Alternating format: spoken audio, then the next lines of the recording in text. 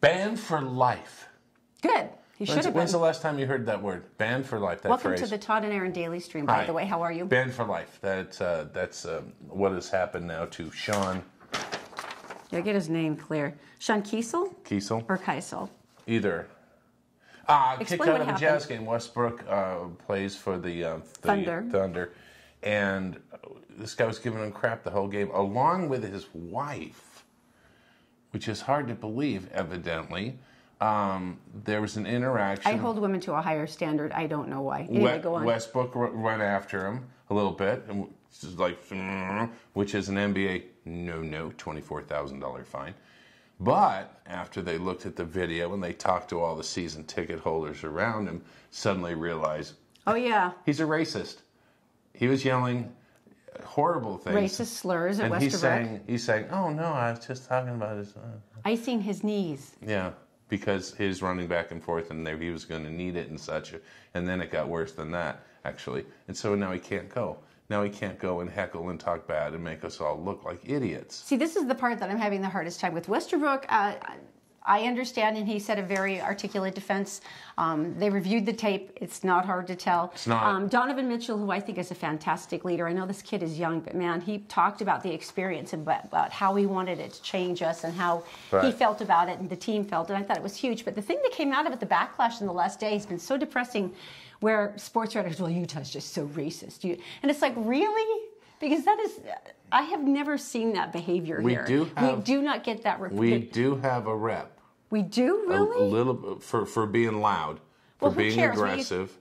We used to give them crap about that when we used to cover the Jazz games. Do you remember? Like, yeah, we are too loud. Do you remember Charles Barkley? I mean, this is way back, but he used to jump into the crowd, knowing he's going to pay a fine. Didn't matter. Didn't care. And he'd go after someone. But it was almost like theater, you know. But anyway, this one was just mean. But this is interesting. Ever. They can't go ever. This is the response, though, and because it did hurt my feelings to hear this about us, because I don't believe this for a second. Right. We've covered games for so long. We've been in that arena so many times. We know who we are. Does this seem like you had... No.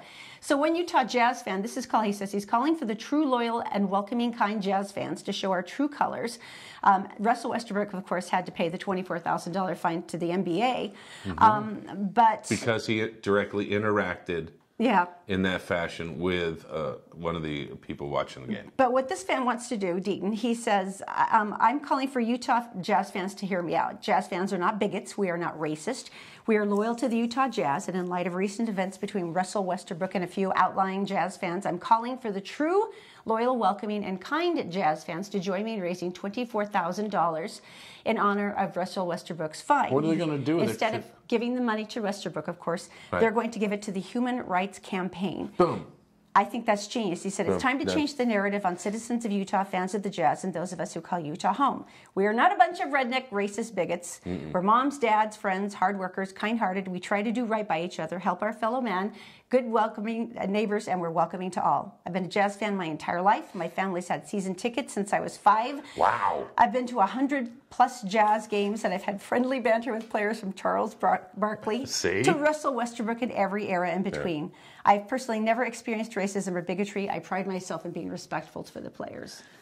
I think that's a great idea. For any event at the Vivint Arena, he cannot go. So in other words, this year, Disney on Ice doesn't have to worry about him going, hey, Mickey, you call that skating? That's not skating. My mom used to skate, and she skates so much better than you.